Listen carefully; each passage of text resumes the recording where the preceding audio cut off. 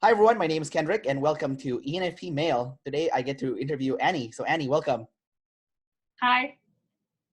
So Annie, you got officially typed recently as an ENFP, but what kind of ENFP were you typed as? A very, very weird one.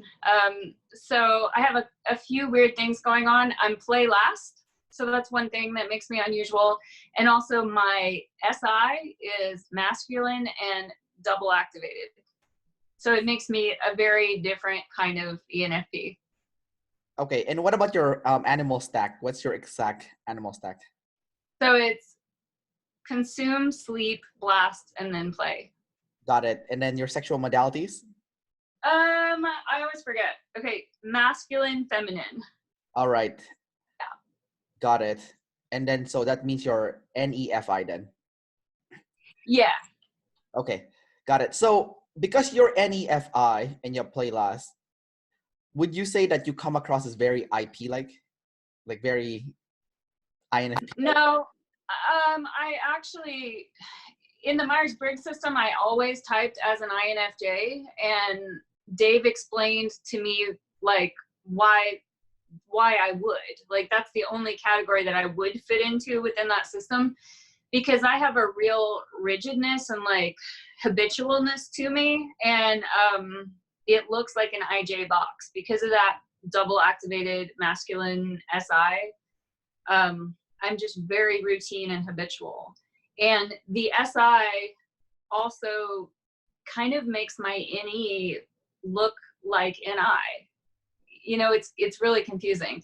And I sort of have a hard time understanding the definitions between NE and NI, but in being typed, I'm starting to understand it and see it. But I really thought that it was NI because I'm connecting everything. And to me, everything fits into one thing. And I thought that's what they meant by narrowing down, because I'm seeing these connections everywhere. I was like, well, everything fits into one thing. So that's narrowing down, right? You know, but I'm not really eliminating things. Anything that you throw at me, I will sleep on it. And eventually I will see how it connects to everything else that I've ever learned. Do you have an example, like concrete example of that? I mean, I can talk about some weird things. I see meanings. So yeah, something unusual that happened recently. I'm a massage therapist, so I was just working, and sometimes, so my TE is not activated and it's feminine. So sometimes my thoughts are not, my thoughts aren't thinking. They're concepts that appear kind of instantly, and they're visual and they're pre-verbal. So what I mean by pre-verbal is the entire concept pops into my mind and it's not broken down into thought. I have to translate it into thinking in order to share it with somebody else. And so I had this thought, it's very abstract, it's pre-verbal, and the thought was a memory of when I had, when I was 8 years old, I got a toothpick stuck in my foot, like down in the arch, and I broke off part of it, and the rest of it was still in there. And I just wanted to pretend like everything was okay and ignore the fact that there was still a toothpick in my foot. And so I lived my whole life until I was about 21 with this toothpick in my foot, knowing something was wrong with my foot, but not understanding what it was, until finally a doctor opened up my foot and found the toothpick and said, look, it was a toothpick. And so I remembered that. And in that moment, when I was remembering that, I was thinking, the toothpick in my foot is like the damn double activated masculine SI. I see like those two things are the same. I see meaning. It's very much like the hidden toothpick in my foot that was wreaking havoc is the same as this damn masculine SI that is wreaking havoc in my life. Yeah. And so this all came into my mind kind of without words and without thought, more like images in a dream. But it just has this meaning. And there are a lot of other things like that. I can just see the parallels between things, if that makes sense. I know that's kind of out there, but those kinds of things happen in my mind a lot. Okay, well, you know, that definitely means you're NF. Like that was very NF. So that it doesn't get any more NF than that. Yeah. The other thing that I found interesting too, you know, having interviewed quite a few ENFPs already, is that how many ENFPs are working as a massage therapist, which I think was is quite interesting. And I saw another video of someone you typed or someone you interviewed that had masculine NE who was a massage therapist. And when I feel like becoming a massage therapist and all the decisions that I've made in my life are in service to my sleep. Sleep is my master. I was not aware that I was lead consume because I'm not aware of my consume. It's like, I just felt like I was consuming as much as everybody else was because my God is sleep. I want that sleep time. Now, of course, during that time, I am introspecting and integrating and connecting everything that I have consumed. But I was just sort of ignoring the consume, and I was like, no, my main thing is sleep. So because I'm a massage therapist, I can connect with my clients and give to them, and it's sort of running in the background, and I'm sleeping. I'm doing all the sleep energy, and I get paid for it for hours and hours of my life. And I also have a very sheltered, habitual life. I think part of my SI and everything being regimented and my habits being regimented frees up my mind so that I can do sleep. So when I drive to work, I always drive the same route. I plan my routes so that I'm taking right-hand turns because it's easier. It frees up more mental energy so I can sleep all the time. So first off, you definitely have a lot of blasts. That's pretty cool. Yeah, it's third and it's activated. Yeah, it's pretty good. Because that was pretty clear what you just said. But what do you mean your sleep is your master? Like, why do you want sleep? Like, I'm asking you a TE question now, so obviously this might be a little bit challenging. But why is it that sleep is your master, and what is it? Why do you want to conserve as much energy as possible? Like, what is it about energy that you want to conserve? I don't have a lot of energy. It's really inconsistent. So I wake up really early in the morning and I front load my day with all the difficult things. And so I am very aware of efficiency and conserving my energy. But also when I say that sleep is my master, I mean that I want to introspect. I need to be quiet and alone and introspective because I want to understand myself. I want to understand the nature of reality. And that's always what I'm doing, trying to integrate everything that I know. Oh, so you're trying to get a better understanding of the stuff that you've gathered, I guess, throughout your day. Yeah. So when I think of sleep, it's both things. It's like the introspection, the needing the quiet time to process, integrate, and understand.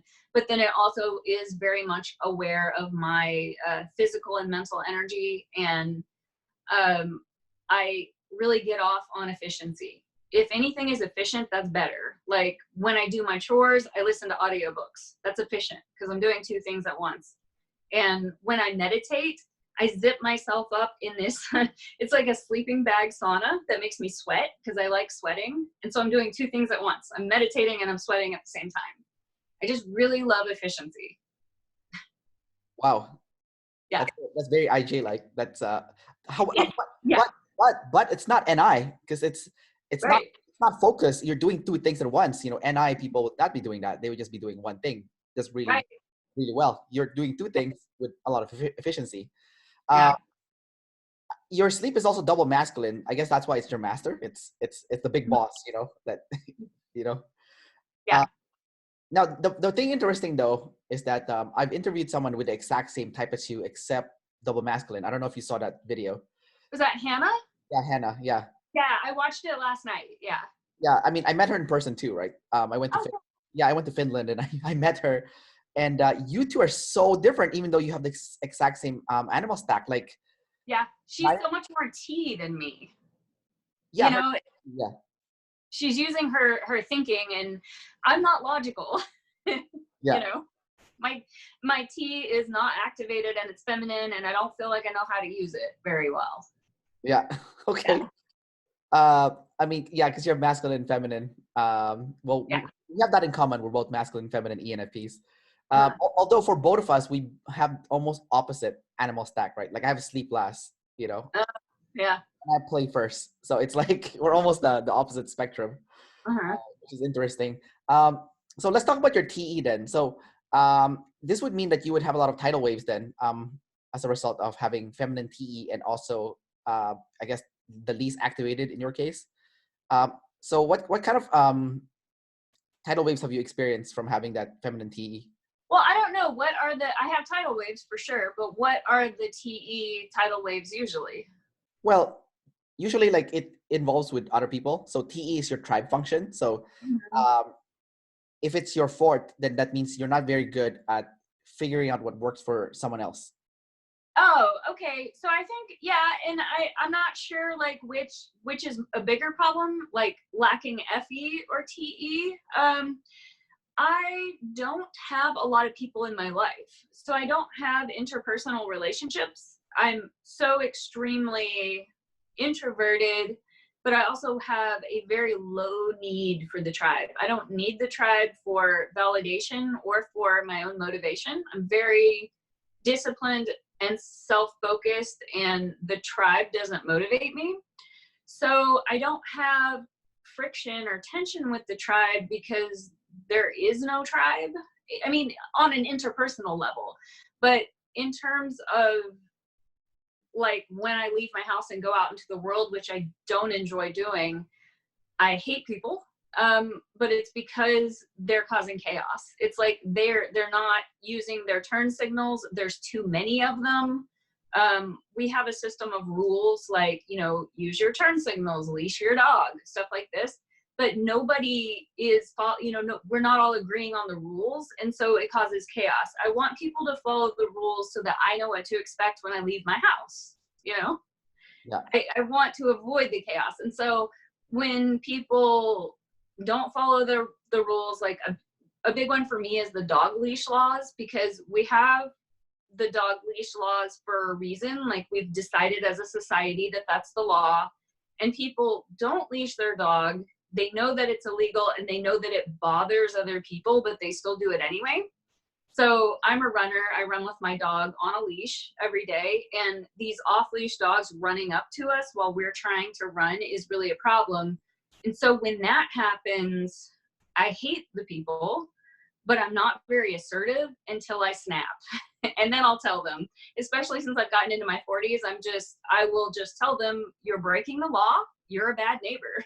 You know, on a good day, I'll say that. On a bad day, I get angrier than that and, you know, use cuss words and stuff. But I get this really, it's not pretty. It's ugly assertive.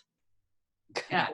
But other than that, like, I'm not assertive at all. I would rather just walk away. Like if there's situation or people doing something I don't like or I don't agree with, I'm just avoidant. Like I'm not going to argue with them or try to change their mind. I'm just going to leave because I don't need them anyway. I don't need people. So I just go back into my own private world and then that's fine. Just walk away from it. Yeah. You're a really weird ENFP. Like I know. Yeah, they said that there really weren't a whole lot of people of my same type. Like it was not common. Yeah. It's really it's really weird. I'm like listening to you talk and I'm like, Yeah. this is so, it's like you're like a living contradiction almost, because you're like an EP. So you're supposed to be creating chaos, but then you hate chaos and you're I hate it. Yeah, I hate it. I'm a nightmare. I'm not fun.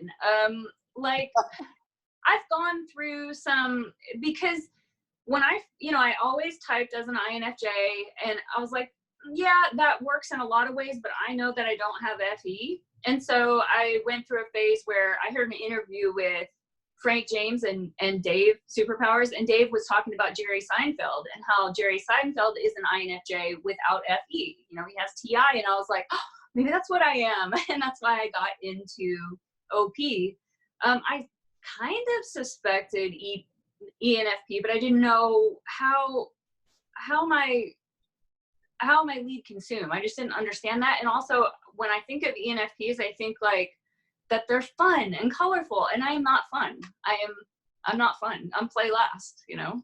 I'm just I'm not a whole lot of fun to be around either because of just the habitualness. You don't expect an ENFP to be so regimented in routines and habits. Yeah.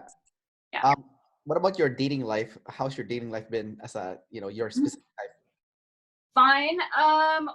So I'm 40, I'm going to be 43 next month. And in my younger years, I honestly, I was pretty promiscuous. It was just a lot of kind of casual relationships, but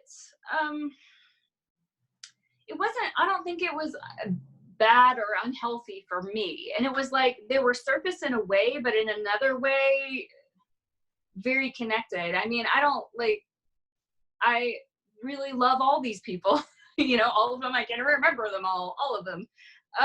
But they were it wasn't serial monogamy. It wasn't monogamy at all. It was me, like, I'm a loner, and I was promiscuous because I was young. And then I met my partner when I was 30, I think, at the dog park. And I've been with him for probably 11 years, going on 12 years. And he's very different. I think he's probably lead sensory. He always types as INTP or INFP. He doesn't look physically like an INTP at all. I know that's like anecdotal. I don't know. I believe he's using intuition, but I don't know if it's primary. I think it's like one of his secondary functions. But I would say he's some kind of lead sensor, and he's very calm, very go with the flow. Things don't rattle him. He's not neurotic at all. He's extremely well adjusted, which, you know, makes me sick sometimes because I'm like, why are you so well adjusted, you know? But other times it's like, he's my rock, you know. He makes me feel safe. And he kind of, I get too upset and too frustrated, and I learn by watching him when complications come up and problems arise in life. He just takes it in stride, and he just says, let's calm down. We're going to figure it out. And he's a wonderful person. So. That's awesome. Yeah. It's kind of interesting because you have play last, yet you know your relationships are fine. They're good. Oh yeah. Do you think that's because you're also a double decider? So even though you have TE last, you're still a double decider. So you still, you know, you're good with self and tribe. Like you have a relative balance with self and tribe. Would you agree with that, or? Yeah. I mean, I would say, yeah, especially, so my issue is definitely the observer issues, the chaos. And with the self and tribe, it's like, I hate people. Like, so what I know about myself when it comes to the tribe is that I don't fit in. They think I'm weird. I'm not social, but I don't care. It doesn't bother me. Like, I don't exactly fit in, but I don't really care. I'm an acquired taste. There are less people in the world that like me, but when I find those people, we connect, and that's fine. I don't care I don't need everybody to like me or a lot of people to like me. And then when I say that I hate people, it's just to the extent that they're causing me chaos. They're just in my way, and they're flaky. They don't know how to plan, or, you know, just like breaking laws, not following the rules, causing chaos. But I don't hate anyone personally. It's not like, oh, I hate Jenny because of something she did to me 10 years ago. I don't hold grudges against people. It's just people in general. People are things. People are the things out there in the world that are in my way when I leave my house. Yeah. Yeah. I think you just described my sister. Yeah. Creating chaos and breaking the rules. Yeah. Yeah, that's my sister right there. I think she's also an ENFP. But anyhow, I had a question for you. So usually ENFPs have problems with control. Do you have problems with people trying to control you? I don't know for sure. I don't think that I do, but because I've been self-employed since I was about 25. Yep. So I'm doing it my way. So there is actually no one trying to control me. I mean, sometimes there are laws that I think are stupid. Like, say, for example, if there was a draft right now and they were drafting like grumpy 43-year-old 5-foot-tall women, I wouldn't go. I mean, I would be like, no, I'm not doing that. So I wouldn't allow, if someone told me to do something that I didn't agree with, I wouldn't do it. But there really isn't anyone trying to control me because I'm self-employed. I am making the rules and doing it my way. So that's not a tension I experience because it just doesn't come up. So rules doesn't bother you? Like if someone's trying to impose a rule on you, or like the government, what about the government? What if the government's trying to impose a rule on you? It depends. So something came up this morning. So if I agree with the law, like because there's over 10 billion people on the planet, that's why we have leash laws and traffic lights and things like that. It makes the world less chaotic. But like, for example, in our neighborhood, it's residential neighborhood, Eugene. I'm in Eugene, Oregon. Are you in Portland? No, I live in Vancouver, Canada. Oh, okay. Well, anyway, I'm in Eugene, Oregon. There's a huge homelessness problem here, and there's also the university, and in the residential neighborhoods, there's like, you know, these houses, 4-bedroom houses with 4 college students living in them. But we have this rule that you're not allowed to park on the street. You have to park in the driveway. But because there are 4 college kids who have cars and have jobs because they're responsible, because they're trying to make it, because they're trying to not be homeless. They're living in a room and they're paying something ridiculous, $600 or $700 for their room. And like, yeah, they're parking on the street because that's how we live. We are densely, like, a bunch of people living in one house. There are not enough driveways, and the city gives them tickets. And I just think, like, that is not fair. It doesn't affect me because I have a parking space, but I feel like that's not fair. We have a huge homelessness problem. These people that live in houses, they at least found a spot. You know, it's hard to find a spot to live these days. It's very expensive. They have a car because they have a job, because they're trying to be responsible.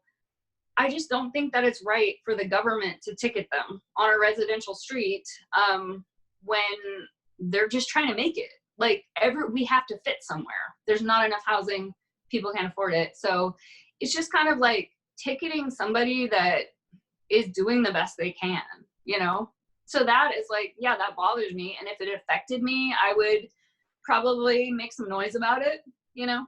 Probably write a strongly worded letter, or I have a lot of fantasies about vigilante campaigns, you know, like vigilante justice campaigns, like, you know, making a bunch of signs and like dressing up all in black and like setting my alarm for midnight. I usually go to bed at 9, but set my alarm for midnight and like go out and plaster the town with posters, you know, expressing my opinion.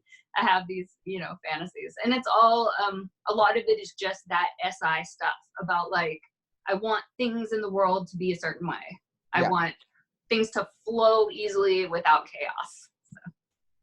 Like, was it V for Vendetta? That kind of deal, like. Yeah.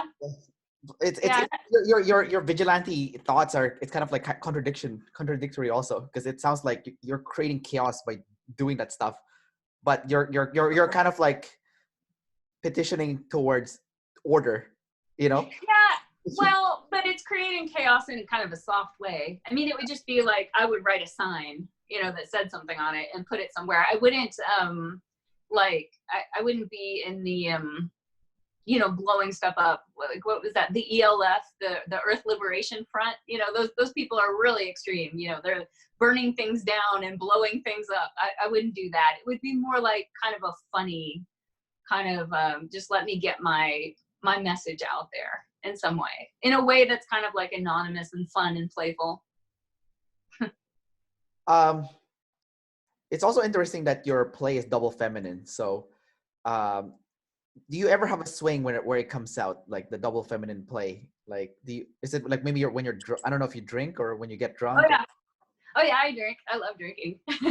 So do you get really playful then and like double feminine, like?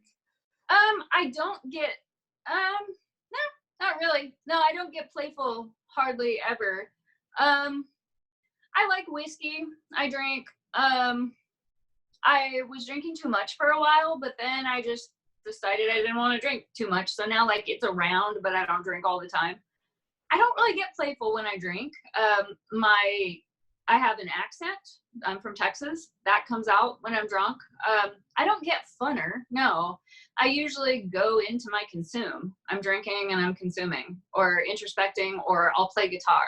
I play guitar a lot, or make art. Is that because you're auditory, so you like music and you have a good ear for sound? And yeah, you know what's so funny, when I really thought that I was visual because I am so visual, and then when they said that I was audio kinesthetic, then at first I was like, well, what do you mean I'm visual? But then I started thinking about the guitar playing, and also being a massage therapist is kinesthetic. It's very tactile. Yeah. I am so audio now that I think about it. I can hear language really well. Like my partner, when we're watching movies, he can't hear if an accent is really thick, like a South African accent or a Scottish accent. He can't watch it. I can hear it. I hear the nuances in everything. But I guess what I want to, and I let Dave and Shan know that I am also very visual, because they're saying that they see that sometimes in the ENFPs and that it's usually more in males. That's what I heard them say. But like I remember way back into my childhood, and I remember images of things that I've never seen. So I have a memory from when I was 18 months old, and I remember visually what it looked like. And there was even like a certain color involved. And I talked to my mom about it recently. She couldn't believe that I remembered it. But yeah, in my mind, I'm seeing pictures. Although I am also very audio, the picture part and the image part is very strong as well. Maybe because you have sleep second, that could be why you're visual. Because I have sleep fourth, right? And I don't see anything. Like I'm completely blind. Like I don't see. Like I have no visual ability. Like my auditory is super strong though. Like my ear for music is really good. But no, I don't see anything. I work in the fitness industry, so I'm also kinesthetic, like kind of like you. So I know you do like massage, but I know how to do trigger point also. I don't know if you're aware of trigger point. Yeah, sure.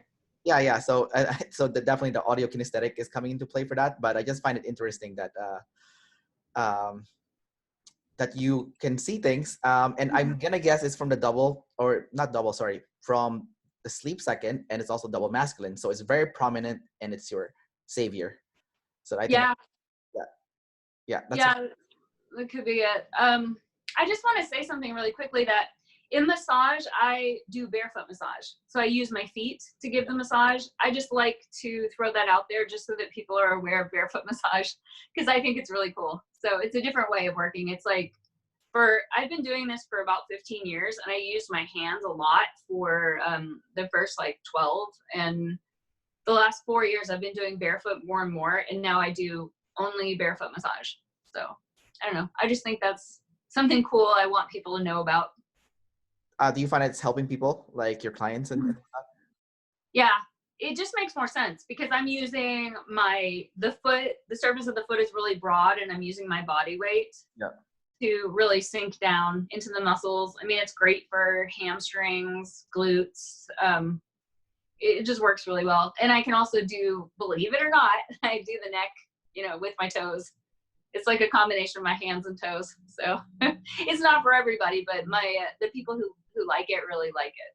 Yeah, the neck. I mean, I can see for the hamstrings and the glutes, but for the neck, I think it's kind of like bordering the foot fetish, kind of like.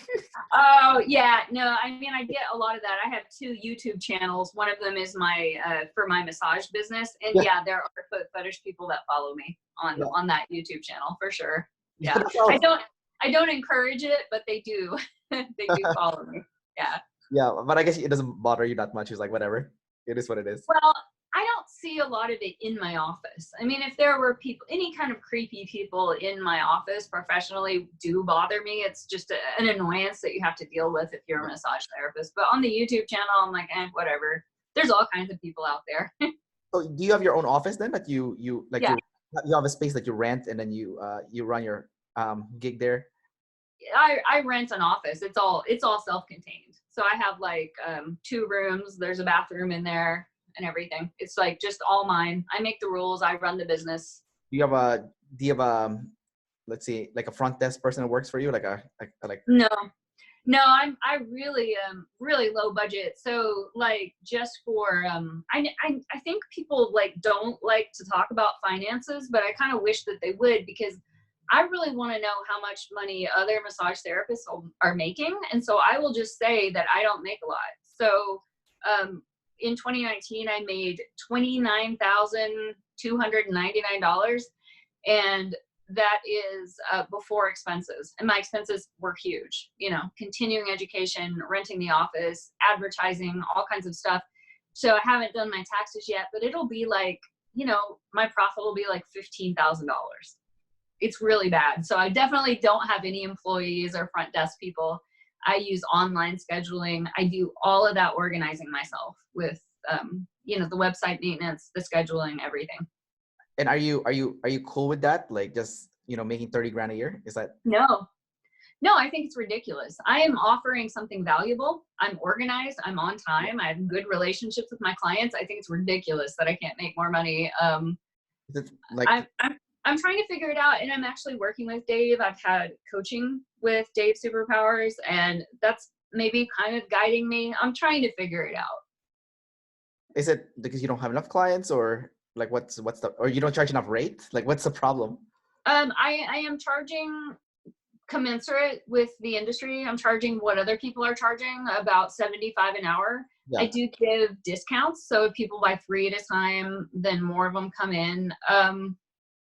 Yeah, I don't have enough clients. The median income here is $40,000, so I need to find the clients who can afford it. Yeah. I get a lot of positive feedback, but a lot of times it's people in their 20s and 30s coming through, and they're like, man, that was awesome. I wish I could do it more often. And they just can't. They can't afford it. Oh man, you would make so much money where I live, because in Canada, we have something called medical service plan. So everyone gets, I think, 10 discounted massage every year. So like let's say the massage costs $80. Well, that's Canadian dollars. Then the government will reimburse 50% of that. So then the person can pay you $40 out of their own pocket, and the $40 comes from the government, right? So yeah, everyone can afford 10 sessions with you every year. So, you know, it really helps. Yeah, I'm working on it. It's like bit by bit. I have made more money each year that I've been working. So maybe I'm getting somewhere. I'm really working on it. I'm really focusing my energy on it and trying to be as professional as possible.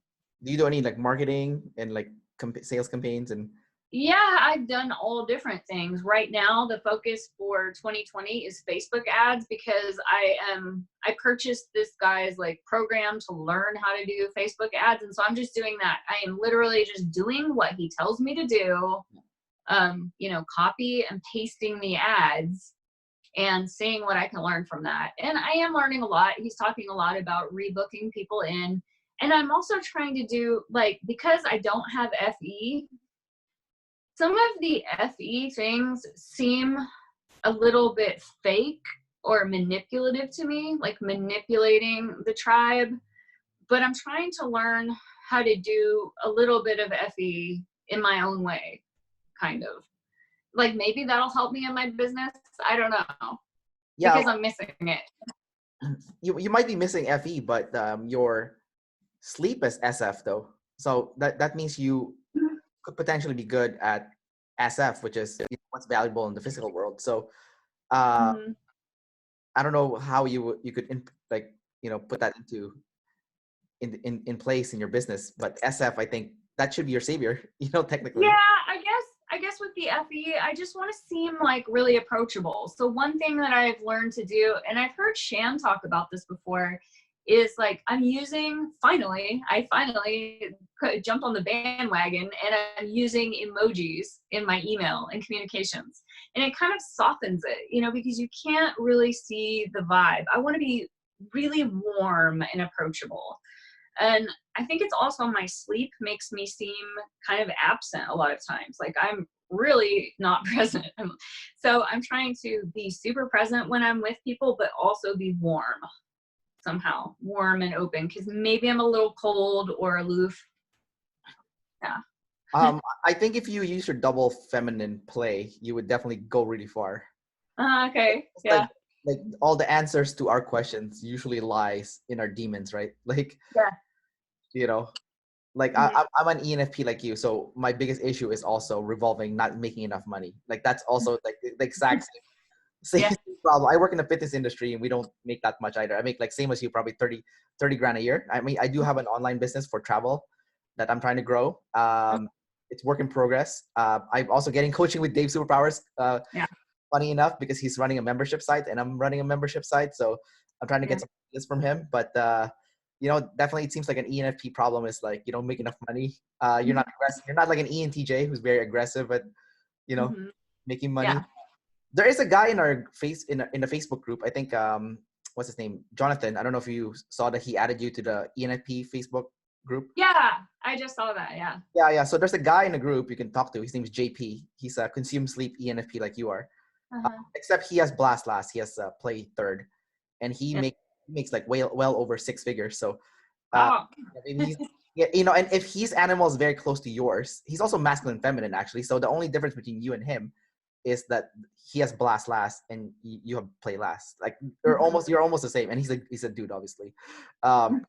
Yeah, but I think maybe if you talk to him, he can give you some good insight because you guys are like almost identical, you know. Yeah. And he makes 6 figures, which is ridiculous. Like that's like he has Sounds nice. he has financial freedom. That's like I think a lot of ENFPs want that. So we have the freedom to do the stuff that we want to do, right? So do you Yeah. care about freedom at all? Because you're still an ENFP at the end of the day.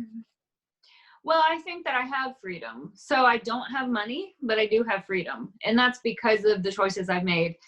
I don't have children, so that gives me a little bit more freedom than other people. And I'm an aunt, so I'm not going to have children. I'm probably almost too old to have children at this point. But my sister has a baby and another one being born in a couple weeks. So I'm cool there. That gives me a lot of freedom, not having children and also being self-employed. And then when you're a massage therapist, like I'm not getting as many appointments as I need in a week. I mean, it averages like maybe 10 a week. It's just not enough. But even if I had 20 appointments, there's also before and after the appointment, there's paperwork, there's stuff like that. But even with 20 appointments a week and all the web maintenance and the advertising, I still have so much more time than most people. I mean, there are people that make as much money as I do, but they're working 5 times as hard.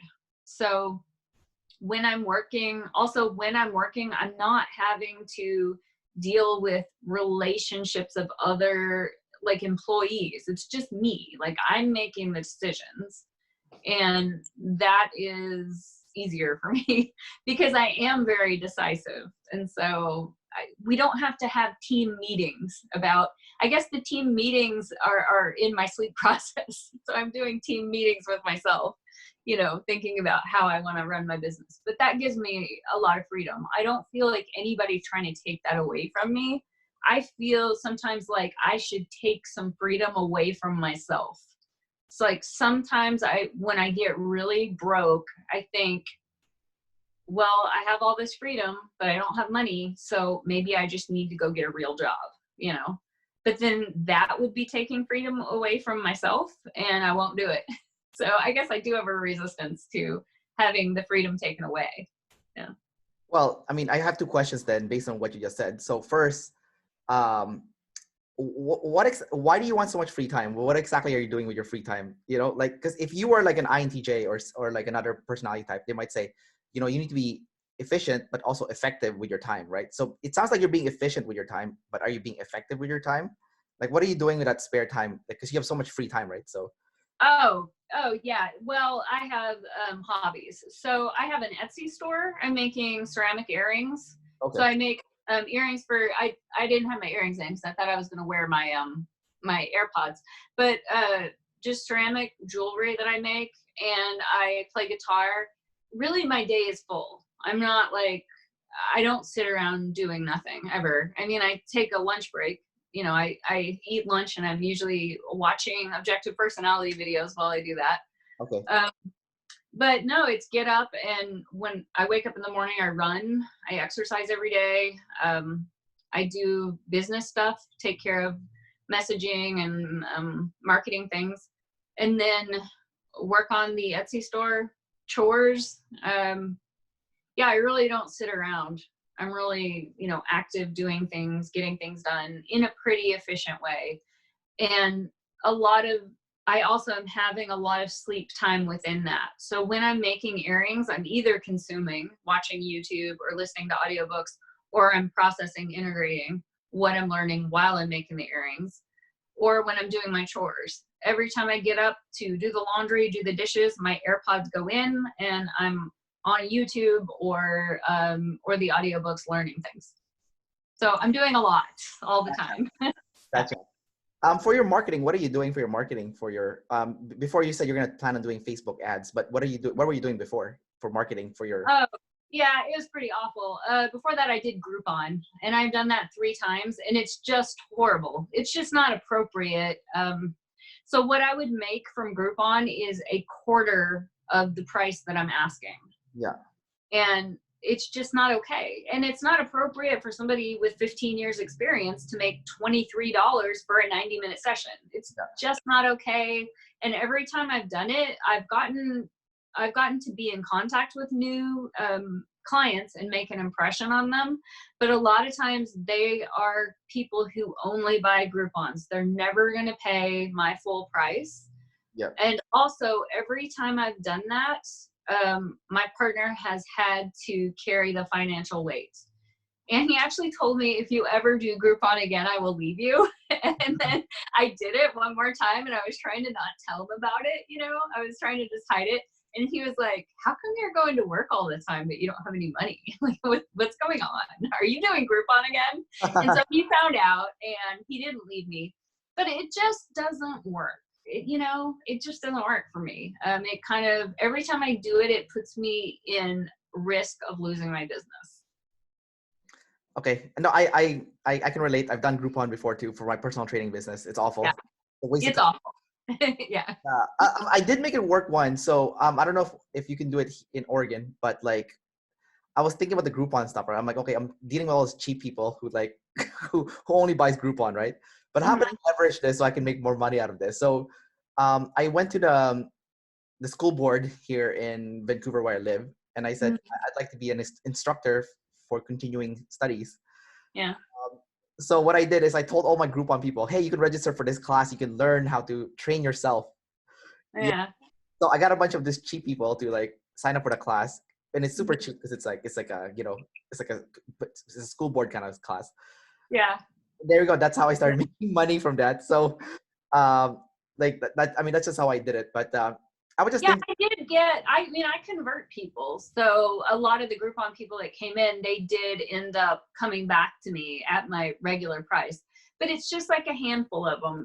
With advertising, it's like you connect with 100 people and you maybe get 2 clients. And that's just how it is. You just, it takes a lot of volume of new clients to find the right ones that are a good match, that can afford your service and are willing to pay for it.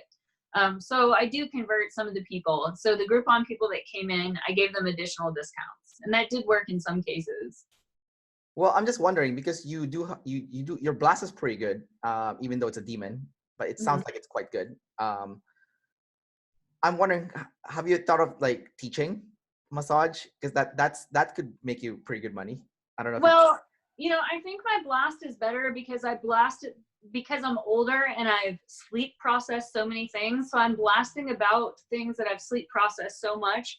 And also I have 2 YouTube channels. So for the past year, I've been putting out videos. And so I've gotten better at blasting. I might consider teaching, but I would really rather move into coaching.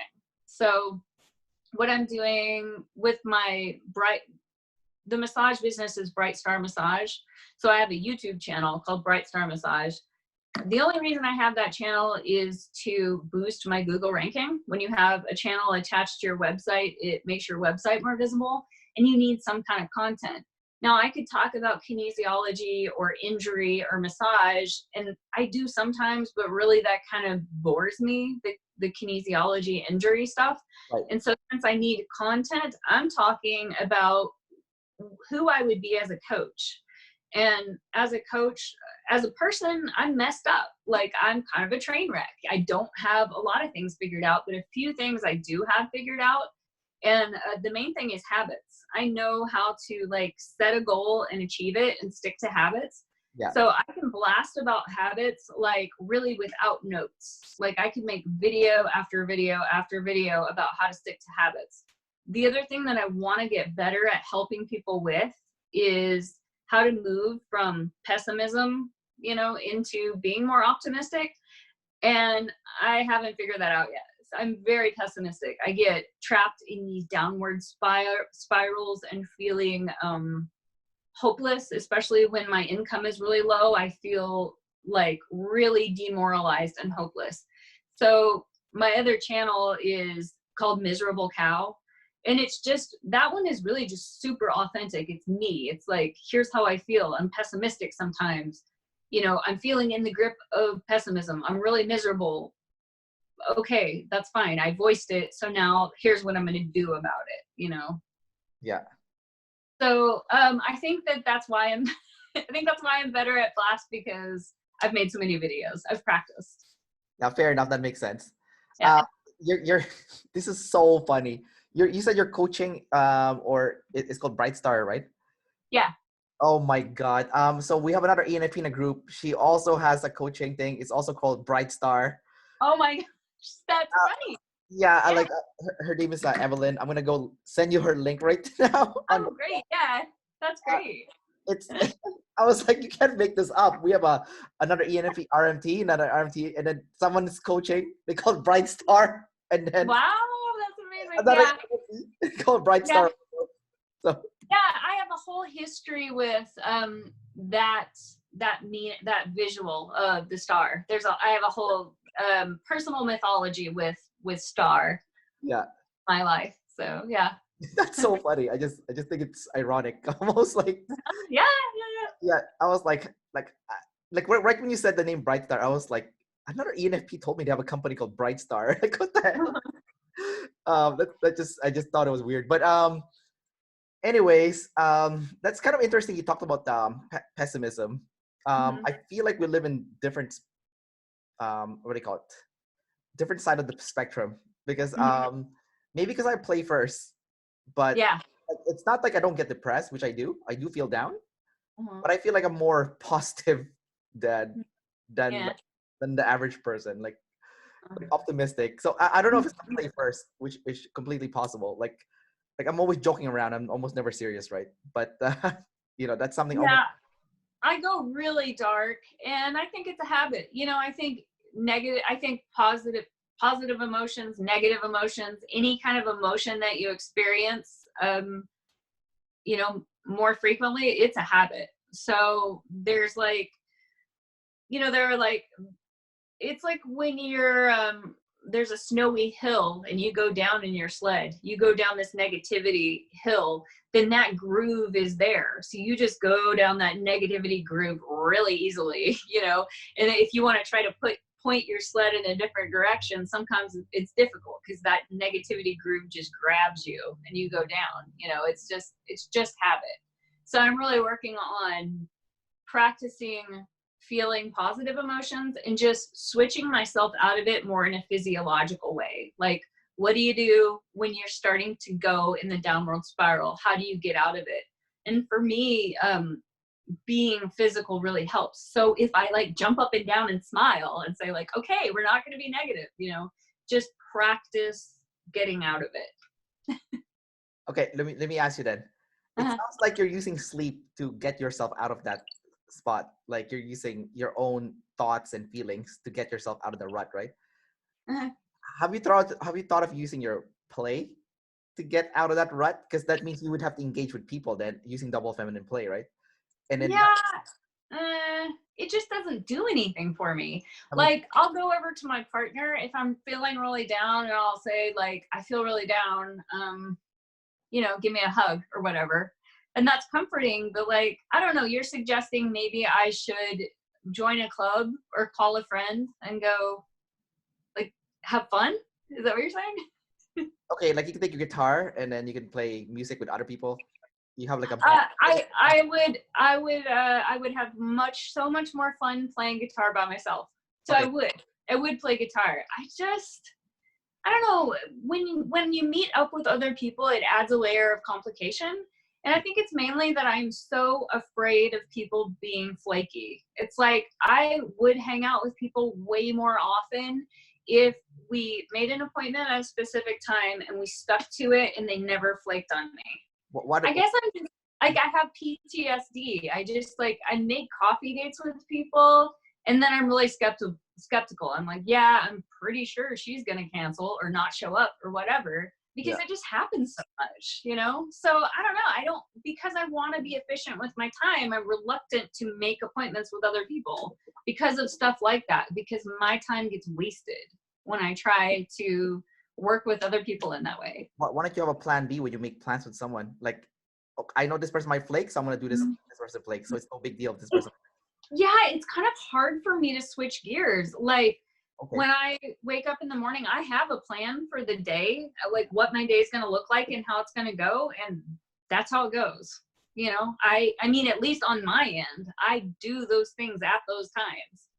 You know, so sometimes unexpected things can come up, but I try to avoid that, especially when it comes to appointments. You know, I think being in massage makes me even more sensitive to that because I've had so many no-shows, you know. Yeah. I just want appointments to be at a specific time. I want it to just go how we planned, you know. I don't really want to deal with unexpected things throughout the day. Gotcha. Yeah. Fair enough. I mean, I can relate to some of the stuff you said, but at the same time, it's also the some of it too is like it's not realistic. People in general are flaky, even like unless I don't know if you have any friends that are ISTJs or ESTJs who are like Savior SI. They might not be flaky, or Savior ESFJ who's Savior SI also. I just honestly I don't have friends. So I have my partner, and then I have my mom and my sister live here. My sister's husband, and we get together for family dinner once a month. And I see my partner every day. He's also introverted and also happens to not have friends. He has clients. Yeah. I have fulfilling relationships with my clients. Some of them I've been seeing for 12 years. And, you know, we've gotten quite close and we talk. I knew that play, before I knew what play was in the OP system, I still knew that I had it last. I knew something was different about me, and I did exercise my opposite tendency. So for an entire year, I ran with a running group. You know, I trained for the Eugene Marathon and just ran a couple times a week with people. And then we would also get together on a Sunday after speed workout on the track. We would go out to eat, and it would be like going out to eat with 10 people sitting at the table. And I hate it. I want to be one-on-one with people. It was almost like there is no point in me being here. There's like a whole bunch of people talking. I don't have play energy. This is stupid. Like, I should not be here. It was so draining. And then I would still have to go to work after these group things. Yeah.